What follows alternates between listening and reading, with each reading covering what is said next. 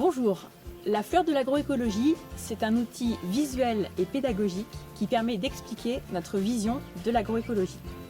C'est aussi un outil de sensibilisation, de pédagogie et d'aide à la réflexion pour les porteurs de projets, les agriculteurs déjà installés, les collectivités ou tout autre acteur des filières agroalimentaires qui veulent réfléchir à leurs projets de création ou de transition de ferme ou de système alimentaire.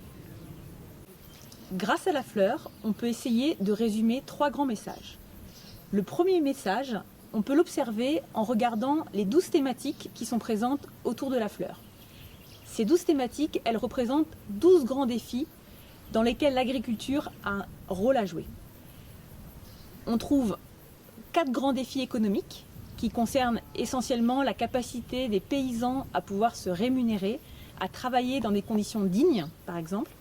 Des défis environnementaux, la capacité de l'agriculture et de notre alimentation à préserver la biodiversité, à arrêter son érosion, à préserver les sols, à apporter une réponse au changement climatique en réduisant les émissions de gaz à effet de serre.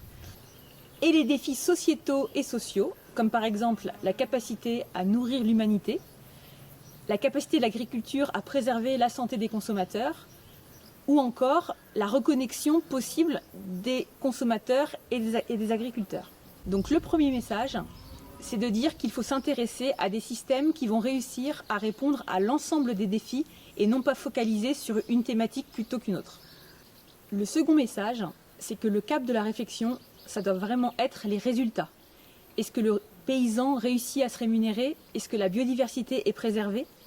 Par opposition peut-être à des visions parfois qui focalisent un peu trop sur les pratiques, comme par exemple arrêter à tout prix de travailler le sol, produire bio selon un cahier des charges, vendre en vente directe.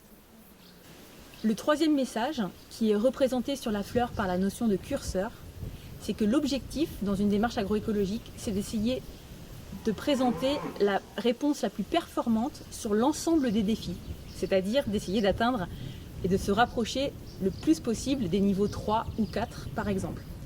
À l'échelle mondiale, on sait que la ferme parfaite, celle qui combinerait des notations parfaites sur l'ensemble des défis, elle n'existe pas. Pour le coup, l'enjeu, c'est vraiment de réussir à identifier des systèmes de ferme qui arrivent aujourd'hui au mieux à combiner une bonne performance sur l'ensemble des défis. Pour conclure, cette fleur, elle peut être utile à un grand nombre d'acteurs, à des porteurs de projets qui veulent structurer leur réflexion sur leur projet de ferme et arbitrer, prioriser un certain nombre d'idées, pour des agriculteurs déjà installés qui veulent s'interroger sur leur système actuel et réfléchir peut-être en priorité aux défis sur lesquels ils pourraient améliorer leur performance, ou encore pour des collectivités locales, des acteurs de l'agroalimentaire qui souhaiteraient par exemple réfléchir à leur stratégie de territoire, de marque et à la façon avec laquelle ils peuvent intervenir dans les défis alimentaires et agricoles. Pour plus d'informations sur la fleur, n'hésitez pas à visiter notre site internet fermedavenir.org. Nous y ajouterons au fil des mois un certain nombre d'outils, de documents et de ressources pour pouvoir appréhender et utiliser cet outil.